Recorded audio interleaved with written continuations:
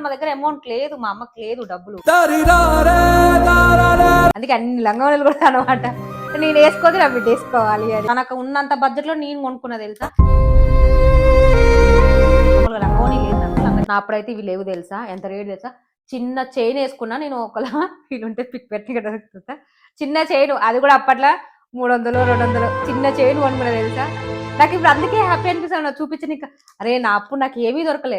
శారీ కూడా నమ్ముతారో నమ్మరో, నేను 600 పెట్టి కొనుక్కున్నా తెలుసు. ఎందుకంటే మా దగ్గర అమౌంట్ లేదు, మా అమ్మకి లేదు డబ్బులు కొనడానికి. తనకు ఉన్నంత బడ్జెట్ లో నేను కొనుక్కున్నా తెలుసా. అనిపిస్తుంది ఇప్పుడు చూసారే వీళ్ళకి బెటర్ ఆప్షన్ పెరిగింది అమౌంట్ అంటే బట్టల. నేను చెప్పినాగా ఇది వరకు కూడా ఒక వీడియోలో, బట్టల రేటు తగ్గిందా లేకపోతే మన డబ్బు వాల్యూ తగ్గిందా నాకు అర్థం కాలేదు. మా అప్పుడైతే ఏది కొనుక్కోవాలన్నా చాలా రేట్లు ఉంటుండే బాగా నాకైతే. అందుకే నా బిడ్డ కోసం అన్ని కుడుతుంటా అనమాట, ఏది అయినా వేసుకోవాలి. నేను లంగావోని కూడా నా సొంతంగా అంటూ నాకు పెళ్లి కదా ఒక లంగా జాకెట్ ఒక్కటే ఉండే, అంటే మామూలుగా లంగావోని లేదు నాకు, లంగా జాకెటే ఉంటుండే. అందుకే అన్ని లంగావోనీలు కూడా అనమాట. నేను వేసుకోదు నా బిడ్డ వేసుకోవాలి అనేసి.